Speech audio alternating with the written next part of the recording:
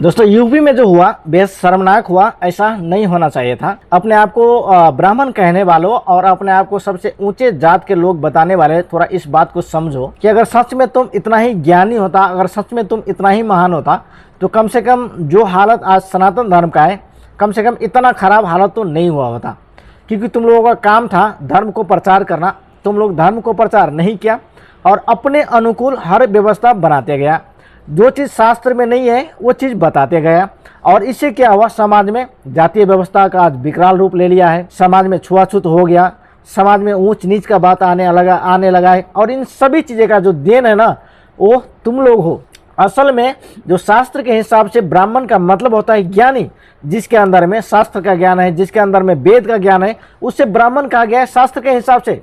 न कि कोई भी जात को बड़ा बनाया गया है, न कि कोई भी जात को छोटा बनाया गया है। मतलब जात के हिसाब से कोई भी इंसान बड़ा नहीं होता है और जात के हिसाब से कोई भी इंसान छोटा नहीं होता है। मेरा दोस्त थोड़ा इस बात को समझो। और जो जातीय व्यवस्था है हिंदू धर्म में, ये जातीय व्यवस्था इसलिए बनाया गया था कि समाज में जो अनेक तरीका के काम होता है कि मान लो कचरा फेंकने का काम हो गया, सिलाई बुनाई करने का काम हो गया, व्यापार करने का काम हो गया, शास्त्र पढ़ने और पढ़ाने का काम हो गया, ठीक है, गाय भैंसी रखने का और पालने का काम हो गया, खेती बाड़ी करने का जो काम हो गया, इस सारा जो काम है ना, इस सारा काम को व्यवस्थित करने के लिए चार पार्ट में इसको डिवाइड किया गया था। और इन्हीं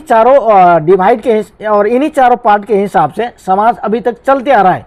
लेकिन हुआ क्या, काम के हिसाब से लोग अपने आप को बड़ा और छोटा मानने लगा और ये सिचुएशन आज आकर इतना खराब हो चुका है कि ऐसा भी होता है कि इंसान दूसरे इंसान के हाथ से छुए हुए पानी और खाना नहीं खाता है, समझता ये है कि वो इंसान छोटा जात के, वो हमसे अछूत है।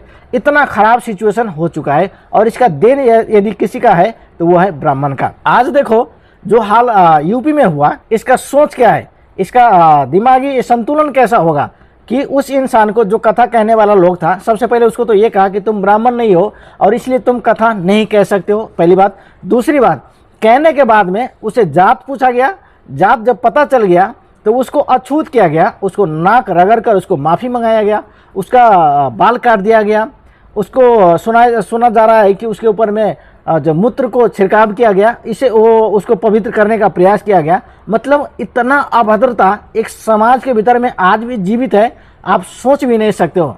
जहाँ पर प्रधानमंत्री जी ये क्या बोलता है वो स्पेस सेंटर से शुक्ला जी से बात कर रहा है, अग्नि 5 मिसाइल की बात हो रहा है। यहाँ पर भारत विश्व के चौथी अर्थव्यवस्था बन गया और भारत के भीतर में क्या हो रहा है, यादव ब्राह्मण के साथ में लड़ रहा है। और एक और घटना आज मैंने पढ़ा देखा फेसबुक पर कि महाराष्ट्र में एमएनएस के कार्यकर्ता लोग, जो महाराष्ट्र में रहने वाले लोग हैं, मतलब महाराष्ट्र से जो बाहर के रहने वाले लोग हैं, जो कोई व्यापार कर रहा है या कोई जॉब के हिसाब से उधर में, जब वो लोग मराठी नहीं बोल पाते हैं ना तो उन लोगों को मारा जा रहा है। मतलब इतना गिरी हुई मानसिकता आज भी है समाज में। इससे मतलब समझ से बाहर का चीज़ है। ऐसा कैसे पॉसिबल हो सकता है कि एक इंसान को तुम जात पूछ रहे हो, उसको मार रहे हो, एक इंसान को तुम उसको मराठी बोलने के कह रहे हो और मार रहे हो। क्या तुम अमेरिका में जाते हो तो तुम मराठी बोलते हो क्या? तुम जब महाराष्ट्र से बाहर निकलते हो तो क्या मराठी बोलते हो क्या? भाई ऐसा नहीं होता है। वहीं जात के हिसाब से भी देख लो, आज क्या हो गया है, वर्ल्ड छोटा हो गया है। हर देश के लोग एक देश के लोग दूसरे देश में जाकर काम कर रहे हैं। वहाँ पर तुम किसी को जात पूछ कर खाना खाते हो क्या? वहाँ पर तुम किसी को जात पूछ कर वहाँ पर काम करते हो क्या? वहाँ पर तुम जिस रूम में रहते हो, जहाँ पर रहते हो, वहाँ पर किसी के जात पूछ कर रहते हो क्या? नहीं। तो फिर भारत में क्यों, फिर नेपाल में क्यों, ऐसा क्यों होता है? क्योंकि दरिद्र मानसिकता है।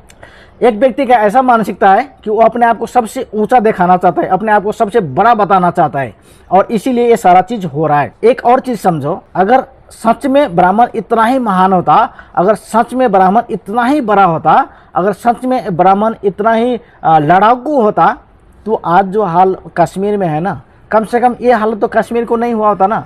वहाँ पर तो 100% हिंदू था, हिंदू का राजा था। वहाँ से क्यों भागा? जब इन लोगों के ऊपर में वार हुआ, जब इन लोगों को लड़ना चाहिए था, उन लोगों के साथ में डट के लड़ना चाहिए था।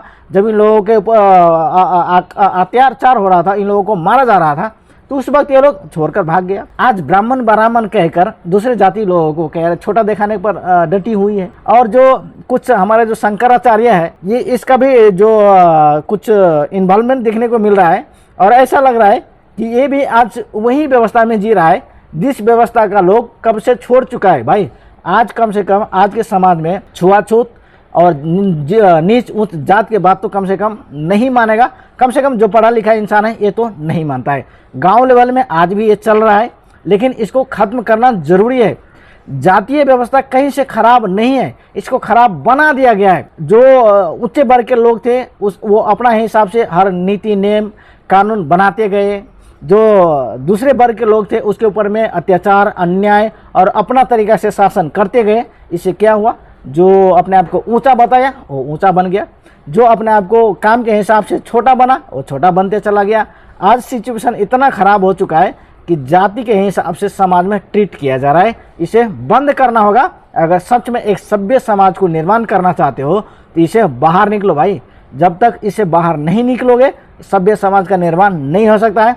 भारत महान की बात करते हो, भारत निर्माण की बात करते हो और यादव और ब्राह्मण में लड़ रहे हो। उधर मराठी नहीं बोलने के लिए मार रहे हो, उधर साउथ के साइड पर जो उत्तर प्रदेश से या बिहार से लोग जाते उसको मार रहे हो।